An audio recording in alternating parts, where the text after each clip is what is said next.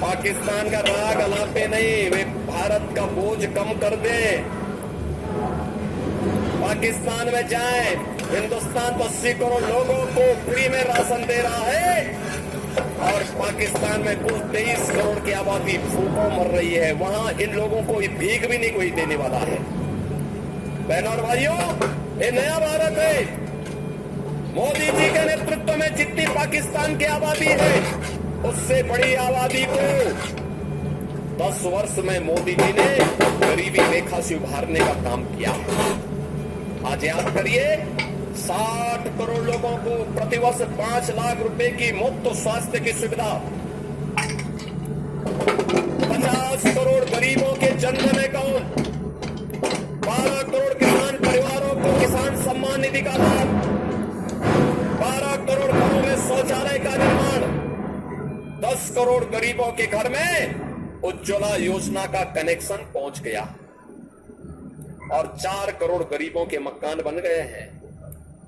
4 करोड़ गरीबों के मकान बन गए हैं। मोदी जी ने कहा है 4 जून को जब फिर एक बार मोदी सरकार बनेगी, 70 वर्ष से ऊपर के प्रत्येक बुजुर्ग को फ्री में प्रतिवर्ष 5 लाख रुपए की स्वास्थ्य बीमा की सुविधा उपलब्ध करवाएंगे। 5 लाख रुपए तक का उपचार कोई भी बुजुर्ग कहीं भी जाके करा सकता है देश में। मोदी जी ने कहा जितने गरीब बचे होंगे, जिनके पास आवास नहीं होगा, उसको भी एक एक आवास देंगे। अब याद करिए, एक तरफ मोदी जी के नेतृत्व में विकास भी है, गरीब कल्याण भी है, सम्मान भी है, सुरक्षा भी है, अयोध्या में राम मंदिर का निर्माण भी है और काशी में काशी विश्वनाथ धाम भी आप जाकर के देखिए बगल में। बहनों और भाइयों, आस्था का भी सम्मान है, विरासत भी है तो विकास। और दूसरी तरफ कांग्रेस और आरजेडी आपको कहां ले जाना चाहती है। इन लोगों ने तो हमेशा छल किया, जब मौका मिला इन्होंने देश के साथ छल किया, सनातन धर्म के साथ छल किया, बिहार से छल किया, वोट आपका, और सरकार बनी तो पेट भरा है इन्होंने अपने परिवार का। याद करिए, लालू जी अपने परिवार के बाहर किसी के बारे में सोच नहीं सकते। आप सोचिए, पूरी दुनिया से कम्युनिस्ट समाप्त हो रहे हैं, बंगाल से समाप्त हो गया और यहां पर एक नक्सली को इन्होंने उतारा है। अब बताओ, बेटी और व्यापारी की सुरक्षा के लिए जो खतरा हो, ये लोग करके आपकी सुरक्षा को फिर कैद कर देना चाहते हैं, अराजकता पैदा करना चाहते हैं। इनकी मंशा अच्छी नहीं है। इनकी घोषणा पत्र को अगर आप देखेंगे, का घोषणा पत्र इतना खतरनाक है, कहते हैं आएंगे पर्सनल लॉ। लॉ का मतलब जानते हैं आप?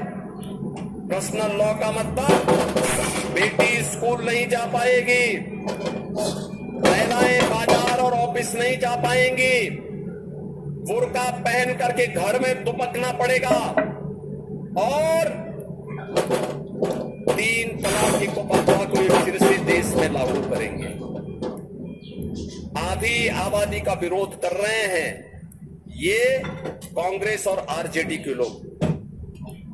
बहनों और भाइयों, भारतीय जनता पार्टी इस घोषणा को करती है कि भारत चलेगा बाबा साहब भीमराव अंबेडकर के द्वारा बनाए गए संविधान से। भारत के अंदर कोई शरीयत का कानून लागू नहीं हो पाएगा। बहनों और भाइयों, इनके द्वारा क्या किया जा रहा है?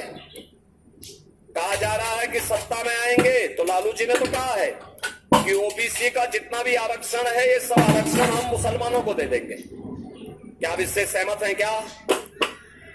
क्या हिंदुओं का आरक्षण काट करके अनुसूचित जाति, पिछड़ी जाति, अनुसूचित जनजाति का आरक्षण काट करके आप किसी को दे देंगे क्या? बाबा साहब भीमराव अंबेडकर ने कहा था कि धर्म के आधार पर आरक्षण नहीं हो सकता। अभी कलकत्ता हाईकोर्ट ने इंडी गठबंधन के एक महत्वपूर्ण घटक टीएमसी के फैसले को पलटा है और कहा है आपके आरक्षण का लाभ अनुसूचित जाति, जनजाति और पिछड़ी जाति के लोगों को ही मिलेगा। धर्म के आधार पर आप मुसलमान को आरक्षण नहीं दे सकते। बहनों और भाइयों, ये फिर भी देना चाहते हैं। ये जानते हुए कि भारत का विभाजन का आधार धर्म बना था, तब भी ये पाप कर रहे हैं, देश के खिलाफ छल कर रहे हैं, आपके साथ कपट कर रहे हैं, धोखा देने का काम कर रहे हैं। ये आपस में जाति के नाम पे आपको लड़ाएंगे, फिर जाति के नाम पर आपस में लड़ा करके अलग अलग कैटेगरी करेंगे और फिर कहेंगे कि भाई आपका आपसी विवाद है, इसलिए इसमें से एक हिस्सा मुसलमान को दे देते हैं। और इन्होंने किया है। कांग्रेस ने कर्नाटक में मुसलमानों की कुछ जातियों को ओबीसी में शामिल करके ओबीसी का आरक्षण मुसलमानों को दे दिया है। आंध्र प्रदेश में कांग्रेस की जब सरकार थी उसने किया। एक होड़ सी लग रही है। बहनों और भाइयों, ये देश को बचाने का चुनाव है। कांग्रेस और इंडी गठबंधन के इस षड्यंत्र को हमें सफल नहीं होने देना है। राहुल गांधी से जब पूछा गया क्या करेंगे आप सरकार बनाएंगे, तो उन्होंने कहा गरीबी हटाएंगे। एक पत्रकार ने पूछा गरीबी तो आपकी दादी भी हटा रही थी, वो बेचारी हटाती चली गई, तो उन्होंने कहा हाँ मैं एक झटके में हटा दूंगा। याद करिए 1970 में श्रीमती इंदिरा गांधी जी ने गरीबी हटाओ का नारा दिया था। गरीबी तो हटी नहीं, लेकिन नाराज 54 वर्ष के बाद भी उनका नाती वही नारा लगा रहा है, गरीबी हटाएंगे। पत्रकार ने कहा कैसे हटाएंगे बताओ, तो उन्होंने कहा संपत्ति का सर्वे करवाएंगे, एक्सरे कराएंगे और एक्सरे करा करके फिर वरासत टैक्स लगाएंगे। अब आप मुझे बताओ, संपत्ति आपके पूर्वजों ने दी, आपके ग्रैंडफादर ने, आपके फादर ने, आपकी माँ ने, आपके किसी ब्लड रिलेशन से संपत्ति आपके पास आई, वरासत के रूप में आपके पास आई। कांग्रेस कहती है उसमें वरासत टैक्स लगाएंगे। ये वरासत टैक्स का मतलब जानते हैं आप क्या है? वरासत टैक्स का मतलब है आधी संपत्ति कांग्रेस के लोग और आरजेडी को लोग ले लेंगे और फिर लेने के बाद अफगानिस्तान, पाकिस्तान और बांग्लादेश से जो घुसपैठी आए हैं, रोहिंग्या आए हैं, इन लोगों में संपत्ति को बांट देंगे। जैसे आपके पिताजी ने, आपके दादा ने, बाबा ने कोई 4 कमरे का मकान बनाया है, आज अगर वे नहीं मकान आपके नाम पे आ गया, ये वरासत टैक्स लगाएंगे और कहेंगे 2 कमरे आपके पास रहेंगे, 2 कमरे किसी बाहरी मुसलमान को दे देंगे। क्या आप इसको स्वीकार करेंगे? क्या स्वीकार करेंगे? क्या हमारा इसको स्वीकार करेगा क्या? बहनों और भाइयों, ये कांग्रेस, आरजेडी और ये माले के अंदर औरंगजेब की आत्मा घुस गई है। औरंगजेब मुगलों का सबसे क्रूर बादशाह हुआ। कोई शरीफ मुसलमान भी अपने पुत्र का नाम औरंगजेब नहीं रखता है। इसलिए नहीं रखता है क्योंकि औरंगजेब ने सबसे पहले अपने भाई की हत्या की, फिर अपने बाप शाहजहां को, जिसने आगरा का ताजमहल बनाया था, उसको कैद किया। और अगर औरंगजेब और शाहजहां के बारे में पढ़ना है तो पटना की खुदाबख्त लाइब्रेरी में जाकर के पढ़िए। वहां पर इसके बारे में वो लिखता है शाहजहां कि तुझ जैसा कमबख्त पुत्र किसी को पैदा न हो, तूने जीते जी मुझे एक बूंद पानी के लिए तरसाया है। तुझसे अच्छा तो ये हिंदू है जो अपने बड़े बुजुर्गों का सम्मान करता है और मरने के बाद भी उनको श्राद्ध और तर्पण दे करके उनको जल देने का काम करता है। बहनों और भाइयों, औरंगजेब ने हिंदुओं पर एक कर लगाया था, उसका नाम था जजिया कर। जजिया कर हिंदुओं पे जबरदस्ती लगाया जाता था और कहा जाता था ये तो जजिया कर दो और नहीं तो मुसलमान बनो। बहनों और भाइयों, व्यापक पैमाने पे उसने धर्मांतरण किया था। ये कांग्रेस, आरजेडी और ये माले का वरासत टैक्स औरंगजेब का ही जजिया कर है। क्या हम स्वतंत्र भारत में कांग्रेस और इनके सहयोगियों को योगी क्या ये जी, जजिया कर देंगे क्या? I like you. हमें नहीं देना चाहिए, कतई नहीं देना चाहिए। ये तीसरी बात क्या कहते हैं? कहते हैं अगर कांग्रेस की सरकार बनी तो अल्पसंख्यकों को उनकी रुचि के अनुसार खान पान की स्वतंत्रता देंगे। बहनों और भाइयों, मैं ये नहीं समझ पाया क्या थी भाई। बहुसंख्यक जो खाता है दाल चावल रोटी सब्जी बाटी चोखा सतुआ जो भी खाता होगा वह है, उसको किसने रोका इसको खाने में? पकौड़ी खाना है, पूड़ी खाना है, जो भी उसको खाना है खाए।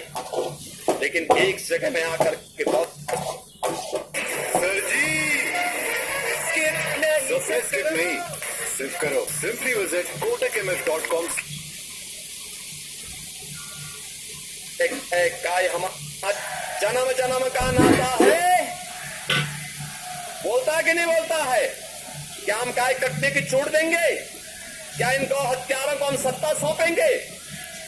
अरे मैं तो आपसे कहने के लिए आया हूं, जो राम मंदिर का पुण्य आपके साथ जुड़ा हुआ है, इस जन्म में अपनी पीढ़ी को बता पाएंगे, जन्म जन्म का नाता है, लोक में जाकर के पूर्वजों को बता माता पाएंगे कि है। आपके संकल्प की पूर्ति करके आए हैं हम लोग। बोल पाएंगे ना? बोल पाएंगे ना? हाँ, ये माने आरजेडी और कांग्रेस के गठबंधन को वोट देने का मतलब क्या है? पाप अपने सिर के ऊपर ले। आपने चुनाव जिता के भेजा, उन्होंने आरजेडी के अंधकार को दूर करके पूरे देश को उजाला देने का काम किया है, जगह जगह बिजली पहुंचाने का काम किया है। उत्तर प्रदेश में तो 1,20,000 मजरों में आर.के. सिंह जी के नेतृत्व में बिजली पहुंचाने का काम हुआ है। आप सोचिए 1,20,000 मजरों में 1,53,00,000 गरीबों को फ्री में विद्युत कनेक्शन वहां दिए गए हैं और आज बिजली वहां चलती है, पूरी 24 घंटे बिजली सबको बिना भेदभाव के मिल रही है। सांसद आप चुनते हैं, एक वोट आपको यश का भागीदार बना देता है। और वही हम कह रहे हैं, हमारा तो संकल्प एक ही है, हम उस संकल्प के साथ चलते हैं। जनता जब अच्छा फैसला करती है परिणाम अच्छे आते हैं। आपने यूपी में पिछले 7 वर्ष में कोई दंगा का नाम सुना है क्या?